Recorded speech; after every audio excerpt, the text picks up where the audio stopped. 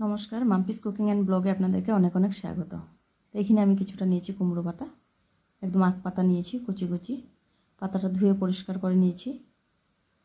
পাতাগুলিকে এখন আমি শাক ভাজি যেভাবে করে এইভাবে ছোটো ছোটো করে কেটে নেব।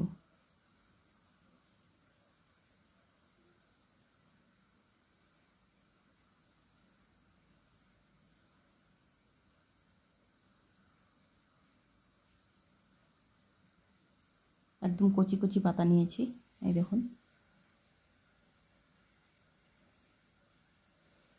পাতা কাটতে কাটতে আমি কড়াই বসিয়ে দিয়েছিলাম।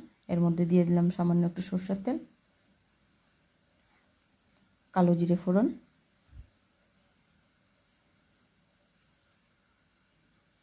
পাতাগুলি দিয়ে দিলাম।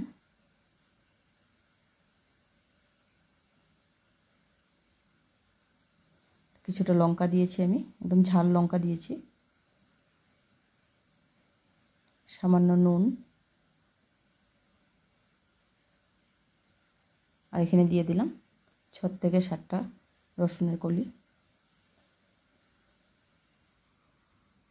তো এটাকে আমি ভালো করে টেলে নেব।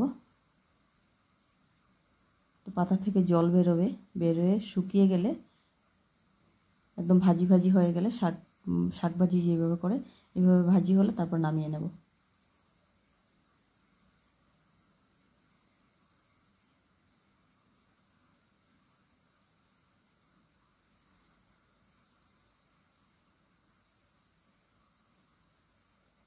তো ছোট্ট একটা ভিডিও নিয়ে, বেশি সময় না, 2-3 মিনিটের ভিডিও নিয়ে চলে আসলাম আজকে।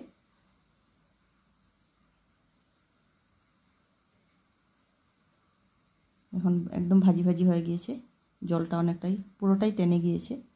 এখন আমি নামিয়ে নেব গ্রাইন্ডার জারে দিয়ে এটা আমি একটা পেস্ট বানিয়ে নেব, স্মুথ পেস্ট।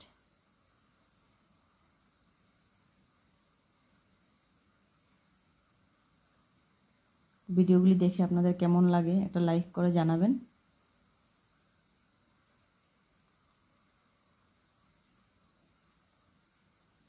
এই দেখুন একদম স্মুথ পেস্টটা বানিয়ে নিয়েছি। এখন আমি দিয়ে দিলাম এর উপর থেকে 1 চা চামচ লেবুর রস, দিয়ে দিচ্ছি সর্ষের তেল, কাঁচা সর্ষের তেল দিয়ে দিলাম 1 চামচ।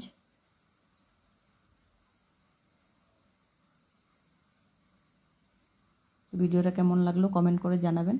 চলুন আবারও ফিরছি নতুন ভিডিও নিয়ে।